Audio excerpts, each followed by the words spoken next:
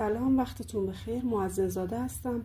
تو 2 ویدیوی قبلی 11 تا از سوالات هماهنگ کشوری ریاضی دهم رو حل کردیم.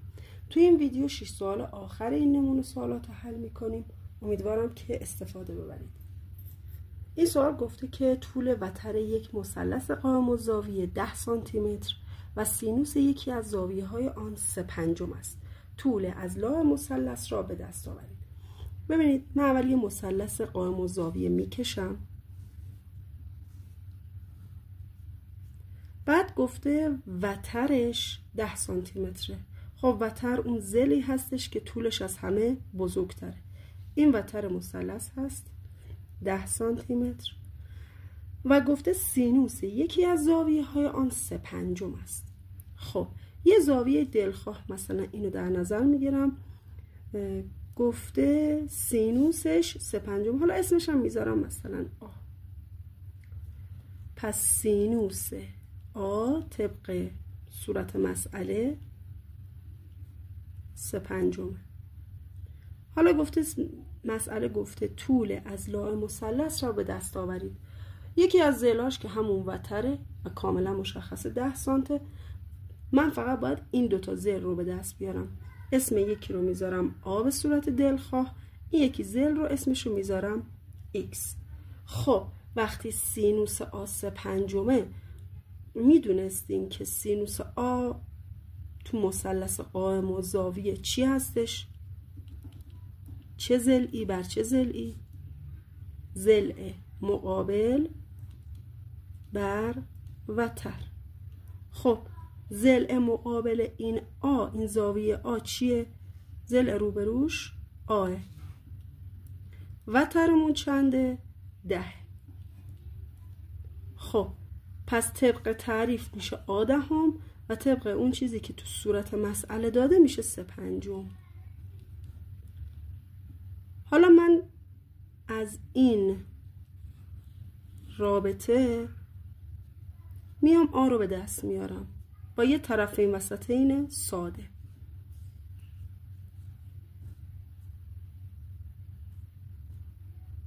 خب آ ضرب در 5 یا 5 آ مساوی با 3/10 هم که میشه 30 تا. آ طرفین رو اگه بر 5 تقسیم کنیم آ میشه 30/5 یا 6. پس آ ما شد 6. فقط مونده x رو به دست بیاریم. خب مثلث قائم الزاویه است. تو مثلث قائم الزاویه ما از قضیه فیثاغورس میتونیم استفاده کنیم و بنابراین قضیه فیثاغورس میگه که وتر به توان 2 10 به توان 2 مساوی با یکی از اضلاع x به توان 2 به اضافه اون یکی ضلع به توان 2 آ به توان 2. در نتیجه 10 به توان 2 که میشه 100 x به توان 2 به اضافه آ هم طبق اینجا 6 به دست اومده. پس میشه 6 به توان 2. در نتیجه 100 مساوی با x2 به اضافه 36. خب من 36 رو میبرم اینور. 100 منهای 36 مساوی با x به توان 2. خب 100 منهای 36 میشه 64. این 64 مساوی با x2. من میخوام x رو به دست بیارم. برای اینکه توانش رو از بین ببرم از طرف این جذر میگیرم با فرجه 2. خب و در ضمن یادتون نمیره که وقتی از طرف این دارید جذر میگیرید با فرجه 2 حتما مثبت منفی یه طرف باید بذارید. پس رادیکال 64 مثبت منفیش رو هم میذارم. اینورم رادیکال x به توان 2. خب جذر 64 که میشه 8. مثبت منفی رو هم می نویسم. x به توان 2 جذر بگیریم، این فرج 2 با این توان 2 از هم میرن، x باقی میمونه. حالا طول ضلع هیچ وقت منفی نمیتونه باشه. طول ضلع مثلث منفی نمیتونه باشه. بنابراین این منفی غیر قابل قبوله. گفته مقدار عددی عبارت زیر را به دست آورید. تانژانت 45 کوسینوس 60 سینوس به توان 2 35 کوسینوس به توان 2 35. ببینید قبل از اینکه اصلا مسئله رو حل کنم من اون زاویه هایی که شما مقادیر سینوس، کوسینوس، تانژانت و کوتانژانتشون رو باید حفظ باشید می نویسم. بعد بقیه زوایا رو هم حالا یا تو مثال ها و تمرین های بعدی که حل می کنیم کم کم توضیحاتشون رو دوباره میگم. ولی اونایی که باید حفظ باشید یکی زاویه 0، یکی 90، 180، 270 و 360. به غیر از اینا 30، 60 و 45. اینا رو باید حفظ باشید. خب من میام نگاه میکنم تانژانت 45. تانژانت 45 درجه، 45 اینجا هست. تانژانت 45 میشه 1. کوسینوس 60 هم تو این زاویه ها هست، پس با حفظ باشیم. کوسینوس 60 میشه 1/2. 35 جزء این زاویه ها نیست، ولی اگه یه نگاهی بندازید این فرمول رو ببینید. تو ویدیوهای قبلی گفته بودم این فرمول رو بچه‌ها حفظ داشته باشید که به دردتون میخوره خیلی جاها. سینوس به توان 2 آلفا به اضافه کوسینوس به توان 2 آلفا مساوی با 1. این آلفا هر زاویه‌ای میخواد باشه، چه جزء اینایی که مقادیر رو حفظید، چه جزء این زاویه هایی باشه که مقادیرش رو بلد نیستید. 35 هم جزء اون زاویه هست که شما مقادیرش رو حفظ نیستید. و حالا الان این مخرج رو اگه نگاه کنید، سینوس به توان 2 35 به اضافه کوسینوس به توان 2 35 طبق این رابطه میشه 1. خب حالا جواب کلی میشه آ مساوی با 1 به اضافه 1/2 تقسیم بر 1. خب 1 به اضافه 1/2 یه مخرج 1 اگه به این بدم ضرب در 2 کنم میشه 2/2 به اضافه 1/2 دیگه، تقسیم بر 1ش هم لازم نبود بنویسم، کلا میشه 3/2. این سوال گفته عبارت گویای زیر را ساده کنید. خب میام تو صورت و مخرج تا جایی که امکان داره حالا یا تجزیه میکنم یا فاکتور میگیرم. به صورت نگاه کنیم، هر دو جمله هم x دارن هم به 2 بخش پذیرن، یعنی من از یه 2x میتونم فاکتور بگیرم. اینجا وقتی از 2x فاکتور بگیرم یعنی 2x2 رو باید بر 2x تقسیم کنم. 2 بر 2 هیچی، x به توان 2 تقسیم بر x میشه x به اضافه 4x رو بر 2x تقسیم کنم، 4 تقسیم بر 2 میشه 2، x هم تقسیم بر x هیچی ازش نمیمونه.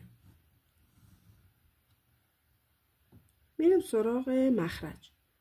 خب ببینید هر زمانی که شما یه 3 جمله‌ای داشته باشید که یکیش x2 خالی باشه یعنی با ضریب 1، یه x داشته باشید و با یه ضریب و یه عدد ثابت، پس x2 x و ضریبش یه عدد ثابت. بلافاصله بیایید بررسی کنید ببینید تجزیه میشه یا نه. یعنی 2 تا پرانتز بنویسید، تو هر 2 تا x بنویسید، بعد بگردید دنبال 2 تا عدد که حاصل ضربشون بشه منهای 10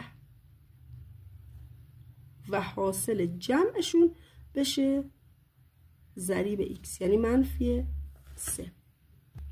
اول هم از حاصل ضرب شروع کنید، یعنی بگردید ببینید کدوم 2 تا عدد هست که ضربشون میشه 10 منفی 10. خب 1 ضرب در 10 میشه 10، ولی 1 و 10 هر جور حساب کنیم جمعشون یا منهاشون 3 نمیشه، منفی 3 نمیشه. ولی 5 2 تا 5 و 2 ضربشون میشه 10 5 منهای 2 هم میشه 3. حالا این علامت ها رو چجوری تعیین کنم؟ اینجا منفی 10 دارم. این دوتا نمیتونن هم علامت باشن، چون اگه هم علامت باشن هر دوتا منفی باشن یا هر دوتا مثبت باشن، مثبت در مثبت میشه مثبت، منفی در منفی هم میشه مثبت. این علامت به دست نمیاد. پس یکیشون با مثبت باشه، یکی منفی باشه. من اگه اینو بذارم مثلا مثبت، اینو بذارم منفی، 5 منهای 2 میشه مثبت 3، منفی 3 به هم نمیده. پس این باید منفی باشه، این مثبت باشه. منفی 5 و مثبت 2 میشه منفی 3. خب حالا درست شد. این تجزیهش به این شکل. حالا نگاه کنید، صورت و مخرج هر دوتا x به اضافه 2 داره. پس میتونم اینو با این بزنم. ببینید اینجا هم ضرب دارم، اینجا هم ضرب دارم. برای همین اجازه دارم که این x به اضافه 2 با این x به اضافه 2 رو با هم بزنم. بچه اگه تا اینجای ویدیو با من همراه بودید، لایک و سابسکرایب یادتون نره که هر زمان ویدیو باز منتشر شد نوتیفیکیشن براتون بیاد و ویدیوی جدید رو بیایید و نگاه کنید. گفته مخرج کسر روبرو را گویا کنید. برای گویا کردن اولین کاری که میکنید بیایید نگاه کنید، ببینید فرضیه رادیکالی که دارید چه عددیه؟ 2 یا 3. برای پایه دهم معمولا رادیکال یا فرضیه 2 داره یا فرضیه 3. اینجا ما فرضیه 2 داریم. خب فرضیه 2 خیلی راحت تر هستش. الان این مخرج هستش که رادیکال داره. خب من می نویسم این عبارت رو مزدوجش فقط کافی علامت بین این دوتا عوض بشه، مثبت بشه منفی. صورت هم همینو می نویسم. پس ببینید چون مخرج رادیکال داشت، صورت و مخرج رو در مزدوج این عبارت باید ضرب می کردم. حالا مزدوج این چی میشه؟ همینو می نویسم، فقط علامت وسط این دوتا رو عوض می کنم. خب حالا ضربمون رو انجام میدیم. کدوم قسمت رو باید ضربش رو انجام بدم؟ اون دوتایی که مزدوجن. این دوتا مزدوجه هم نیستن، پس کاری بهشون ندارم، دقیقا خودشون رو می نویسم. تو گویا کردن اونایی که مزدوجن ضرب کنید، اونایی که نیستن کاری بهشون نداشته باشید.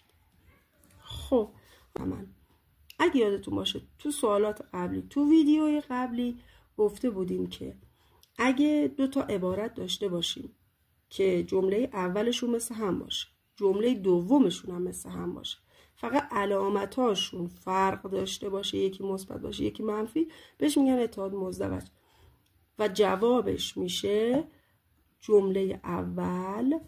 ببینید جمله اول هر دو تا رادیکال x به توان 2 منهای جمله دوم به توان 2، جمله دوم هر دو تا یک به توان 2. پس صورت خودش 4 تا رادیکال x منهای 1. مخرج رادیکال x، ببینید فرضیه 2 توان هم 2، فرضیه رادیکال وقتی با توان مثل هم باشن از هم ساده میشن و فقط x میمونه. منهای 1 به توان 2 هم میشه 1. و الان میبینید که مخرج کسرمون دیگه رادیکال نداره و چون رادیکال نداره ما میگیم این کسر گویا شده. خب گفته با روش مربع کامل معادله درجه دوم زیر را حل کنید. ببینید تو روش مربع کامل کردن همیشه یادتون باشه 2 تا کار رو اول دفعه سریع انجام بدید. یکی اون عدد ثابت رو بیارید سمت راست، سمت چپ ما عدد ثابت نداریم، 2 3 5 منهای 7 هرچی نداریم که بیاریمش سمت راست، پس خب کاری انجام نمیدیم.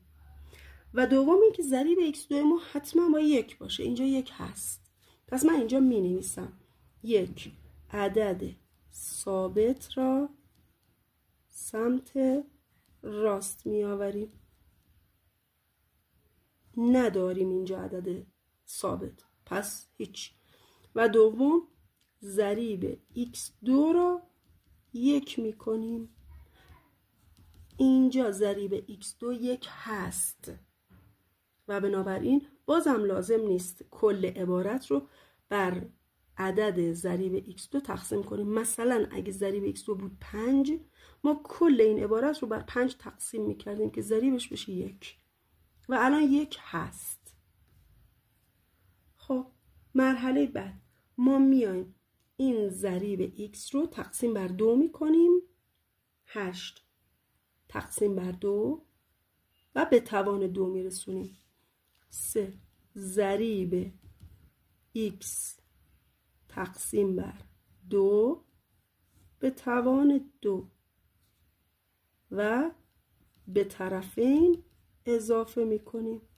ببینید ضریب x رو تقسیم بر 2 میکنم، کلا به توان 2 میرسونم. ضریب x من چنده؟ 8. 8 تقسیم بر 2 به توان 2 16. پس من 16 رو به طرفین اضافه میکنم. معادله من میشه x2 به اضافه 8x به اضافه 16 مساوی با 16 رو این ورم اضافه کنم میشه 16. خب الان به راحتی دیگه میتونید ادامهش رو حل کنید. اینجا تو مسئله قبلی گفتم بچه ها اگه x2 دیدید، x و ضریبش رو دیدید و یه عدد ثابت، سریع بیایید 2 تا پرانتز بنویسید، تو هر کدوم یه دونه x بذارید، بگردید دنبال 2 تا عدد، حاصل ضربشون بشه این عدد ثابته و حاصل جمعشون بشه ضریب x. خب 2 تا عدد که ضربشون بشه 16، 4 4 تا 16. خب 4 و 4 هم میشن 8، هر 2 تا هم مثبت. x به اضافه 4 در x به اضافه 4 مساوی با اینم که 16. حالا اینو می نویسم x به اضافه 4 به توان 2 مساوی با 16. حالا از طرفین میخوام این توان 2 رو از بین ببرم، چون من میخوام x رو به دست بیارم. برای از بین بردن توان 2 گفتیم جذر میگیریم و یه طرف مثبت منفی یادمون نمیره. رادیکال x به اضافه 4 به توان 2 رادیکال 16 مثبت منفی یادم نمیره. خب این توان 2 با فرجه 2 از هم میرن، رادیکال هم برداشته میشه x به اضافه 4 مساوی با جذر 16 4 دیگه 4 تا میشه 16. مثبت منفی رو هم اعمال میکنم. حالا ببینید من یه مثبت دارم یه منفی دارم، پس یه بار x به اضافه 4 مساوی با 4، یه بار x به اضافه 4 مساوی با منهای 4. خب 4 رو بیارم اینور میشه 4، این 4 رو بیاد اینور میشه منهای 4، 4 منهای 4 میشه 0. و اینجا x به اضافه 4 مساوی با منفی 4. من این مثبت 4 رو بیارم اینور میشه منفی 4، میشه منهای 4 منهای 4 یعنی منفی 8. نامعادله زیر را حل کنید و مجموع جواب را روی محور اعداد مشخص کنید. کافیه اونایی که x دارن ببریم یه طرف، اونایی که عددن یه طرف نگه داریم. ببینید من این منفی 4x رو چون منفیه برای اینکه مثبت بشه میبرمش اونور. البته بگم هیچ فرقی نداره، شما میتونید x رو بیارید اینور، یک رو سر جاش نگه میدارم. این 11 میارمش اینور میشه منفی 11. علامتم که سر جاش میمونه. منفی 4x رو بیارم اینور میشه مثبت 4x. این مثبت x هم که سر جاش مونده. حالا حساب میکنم. 1 منهای 11 میشه منفی 10 بزرگتر مساوی با 4x به اضافه 1x میشه 5x. خب حالا من میخوام x به دست بیارم. ضریب x این 5، این 5 مزاحمه، برای اینکه 5 از بین بره طرفین رو بر 5 تقسیم میکنم و 5 مثبت، پس منفی 10 تقسیم بر 5 علامت همچنان خودش. خب 5 به روی 5 که میشه 1، 10 تقسیم بر 5 میشه 2 منفی 2 بزرگتر مساوی با x. خب من میخوام رو محور نشون بدم. مسئله گفته جواب، مجموع جواب رو روی محور اعداد مشخص کنید. خب من یه محور میکشم 0 - 1 - 2. این عدد رو مشخص میکنم. حالا ببینید برای خوندن از x شروع می. x ها کوچکتر مساوی -2، یعنی عددهایی که هم مساوی -2 هم کمتر از -2 هن. خب این -2 رو در نظر بگیرید، سمت چپیاش کوچکتر از -2 هن یا سمت راستی. خب معلومه دیگه سمت چپ همیشه به این ور بریم عددا کوچکتر میشن، به راست بریم عددا بزرگتر میشن. پس کوچکتر از -2 میشن این ور و x ها مساوی -2 هم میتونن باشن. پس این نقطه هم تو پر میذاریم. خب اینم از سوالات هماهنگ کشوری سال 93. باز تاکید میکنم سابسکرایب یادتون نره که ویدیوهای بعدی نمونه سوالات دیگه ای رو حل میکنیم. موفق باشید. خدا نگهدار.